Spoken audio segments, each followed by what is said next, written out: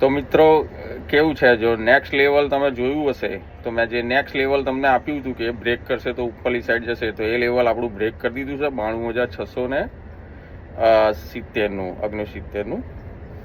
હવેનું next level આપણે જોઈશું કે જો 92,670નું લેવલ જો બ્રેકડાઉન કરશે તો નીચેની સાઈડે 91,940 સુધી તે આવશે, અને ઉપરનું લેવલ જો બ્રેક કરશે 93,055 તો એ જશે 93,517 સુધી એ જશે, બરોબર.